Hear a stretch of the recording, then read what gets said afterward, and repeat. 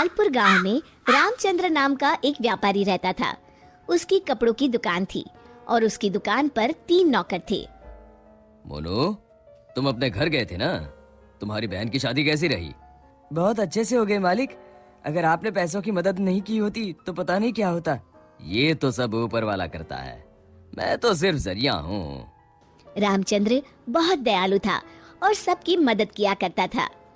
मोनू भाई, सेठ जी कितने अच्छे हैं। मुझे भी माँ के इलाज के लिए कुछ पैसे चाहिए। मदद नहीं, बस एडवांस दिलवा दीजिए ना। अरे तुम खुद ही कह दो ना सेठ जी से, सेठ जी मना नहीं करेंगे। सबको इतनी आसानी से पैसे देते हैं? जरूर इस सेठ के पास बहुत ज्यादा पैसा है। अगर मैं कभी कुछ चुरा लूं तो इस सेठ को पता भी नहीं चलेगा और मैं माला माल हो जाऊंगा। एक दिन रामचंद्र जी को हाथ में चोट लग जाती है। उनका हाथ सूज जाता है तो वो अपनी हीरे की नई अंगूठी उतारकर दराज में रख देते हैं और भानु वो देख लेता है। अब तेरी किस्मत बदलने वाली है भानु बेटा। अगर ये हीरे की अंगूठी तेरे हाथ लग गई ना तो ये लहंगा चोली के चक्कर में नहीं पड़ना पड़ेगा। अपनी भी एक दुकान होगी, तू भी दिन भर सेठ की कुर्सी पर बैठा रहेगा, तेरे आगे पीछे नौकर चाकर घूमेंगे। सोचते सोचते भानु सपने देखने लगता है।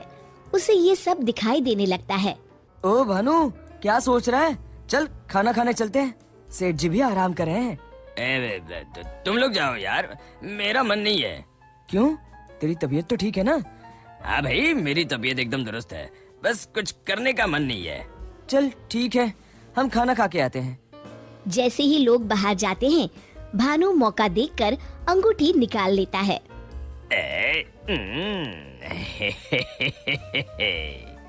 शाम के समय आज का हिसाब खत्म कर बच्चों, अब दुकान बंद करने का समय हो गया है। जब वे दराज खोलते हैं, अरे ये क्या, मेरी अंगूठी कहाँ गई?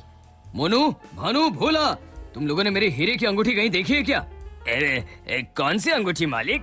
क्या हुआ मालिक? अब कुछ नहीं, अब कल सुबह मिलते हैं। रामचंद्र रात भर सोचते रहते हैं।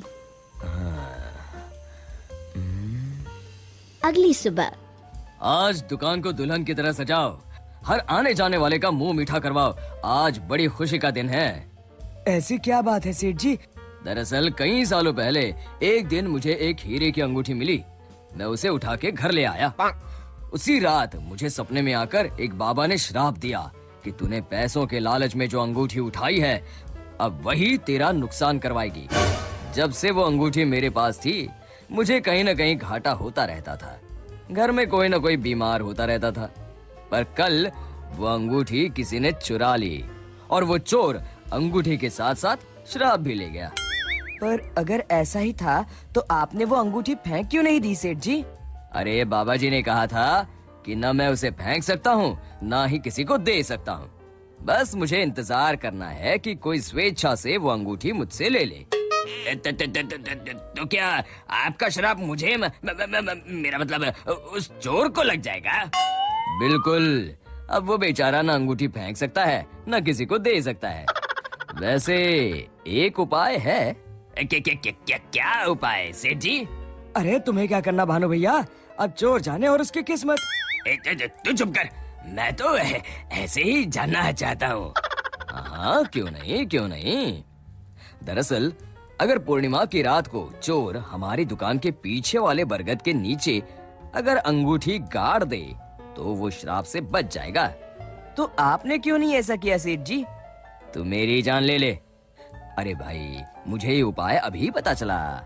कल पूर्णिमा है, कल मैं उस अंगूठी को गाड़ने वाला ही था।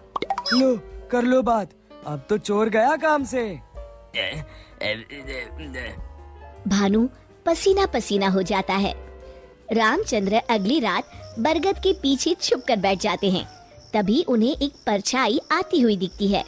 जैसे ही वो परछाई पेड़ के नजदीक आकर गड्ढा खोदने लगती है, रामचंद्र जी सामने आ जाते हैं।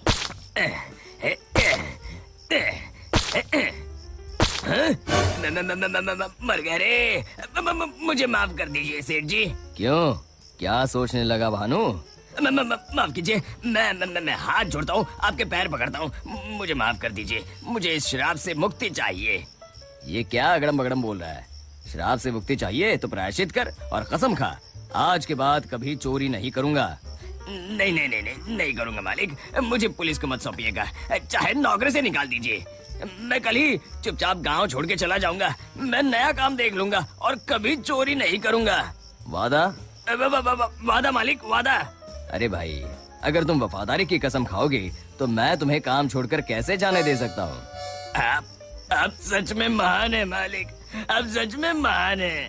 महान तो वो ऊपर वाला है। अब चलो काम पर लग जाओ। शिक्षा, अगर किसी को अपनी गलती का एहसास हो जाए तो उसे माफ कर देना चाहिए।